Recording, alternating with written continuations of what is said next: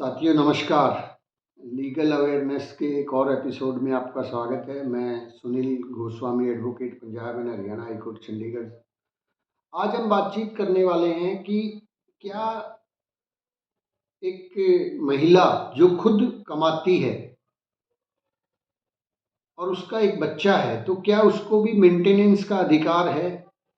क्योंकि जो सेक्शन 125, पुराना जो सेक्शन है 125 सीआरपीसी होता था, उसके अंदर मेंटेनेंस का राइट दिया गया है कि वाइफ जो है ना, वो अगर अनेबल टू मेंटेन है तो उसको जो है पति को उसको खर्चा देना पड़ेगा। यहाँ पे ये जो सवाल है, ये honourable high court of Punjab and Haryana Chandigarh में ये सवाल उठा एक पिटीशन के द्वारा। CRRF 1355 ऑफ 2024 ये पिटीशन है। यहाँ पे जो है ट्रायल कोर्ट ने पति के अगेंस्ट जो है 7,000 रुपये महीने का खर्चा बांध दिया, और उस उन दोनों का जो है ना, वो पति पत्नी के अलावा एक बच्चा भी था, तो 7,000 रुपये फैमिली कोर्ट ने खर्चा बांध दिया। और उस खर्चे के अगेंस्ट जो एक रिवीजन पिटीशन दायर हुई हाई कोर्ट के अंदर। हाई कोर्ट ने ये देखा कि यहाँ पे जो एफिडेविट्स फाइल हुए थे उनके अकॉर्डिंगली पति ने जो एफिडेविट फाइल किया था उसके अकॉर्डिंग वो 22,000 रुपये महीना की इनकम उसने अपनी बताई, और उसने ये भी बताया कि उसके अलावा उसकी फैमिली में 6 लोग और डिपेंडेंट हैं, 6 लोगों का भरण पोषण की जिम्मेवारी उसके ऊपर है।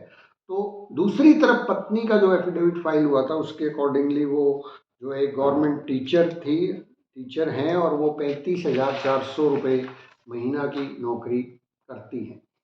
तो इसको चैलेंज किया गया। ऑनरेबल हाई कोर्ट ने इस मैटर को डिटेल में डिस्कस किया, और ऑनरेबल सुप्रीम कोर्ट के बहुत सारे केसेस, जिनमें से बहुत इम्पॉर्टेंट एक जजमेंट है Rajneesh versus Neha and anothers 2021, 2 Supreme Court cases 324 का ये केस है।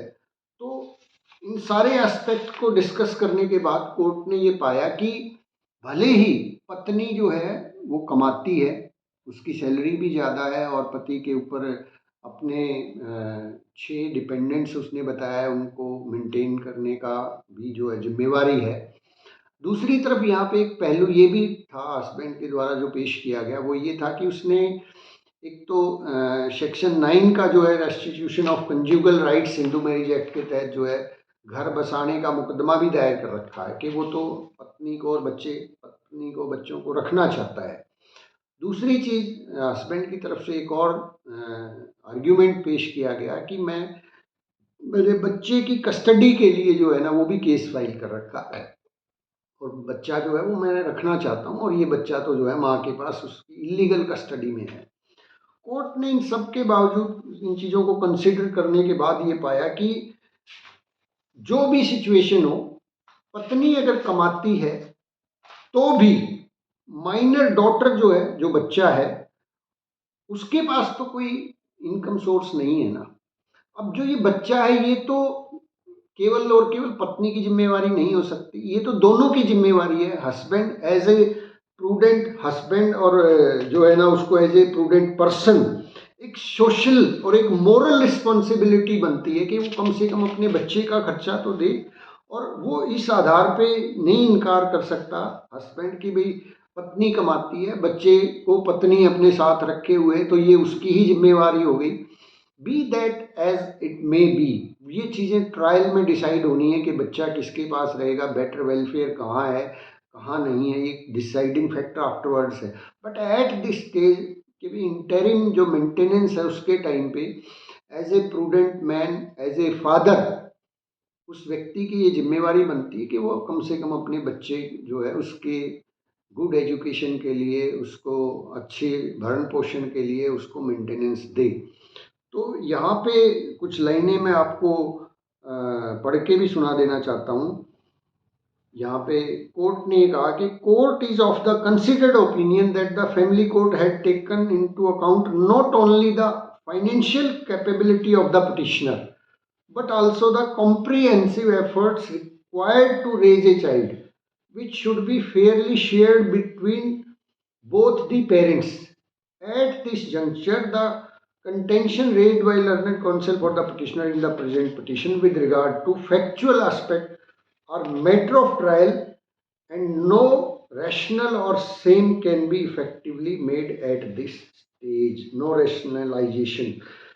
तो ऑनरेबल हाई कोर्ट ने कहा कि एट दिस स्टेज जो कि इंटरिम मेंटेनेंस है वहाँ पे तो देना ही पड़ेगा, भले ही पत्नी भी कमाने के योग्य हो।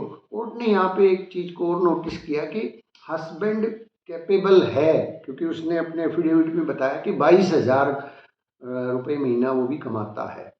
हाँ, इन केस अगर वो कैपेबल नहीं हो तो वो सिचुएशन अलग हो सकती थी, या किसी और केस में हम देखते हैं आगे कभी कोई जजमेंट आता है तो कोर्ट इस बात को कैसे लेता है कि भी अगर हस्बैंड कमाने लायक नहीं है या वो कमाता नहीं है तो, और पत्नी कमाती है, बच्चा है, तो उसके बारे में क्या व्यू हो सकता है, वो एक अलग व्यू होगा। लेकिन इस केस के अंदर हस्बैंड भी अर्निंग है और वाइफ भी अर्निंग है, तो एज ए मॉरल और एज ए सोशल और as a legal responsibility husband जो है ना अपने कम से कम अपने बच्चे की मेंटेनेंस से बच नहीं सकता है। ये एक लॉ है, हम इससे इससे एग्री हमें होना पड़ेगा।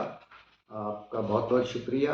आपको बातचीत अच्छी लगती है या किसी टॉपिक पे आप कुछ चाहते हैं मैं लॉ रिसर्च करके सर्च करके कुछ चीज़ें और कन्फ्यूजन्स को क्लियर करें, तो मुझे कमेंट ज़रूर किया कीजिए। और बातचीत अच्छी लगती है, किसी को काम आ सकती है, तो लाइक सब्सक्राइब और शेयर ज़रूर कीजिए। आप सब लोगों का बहुत बहुत शुक्रिया, धन्यवाद।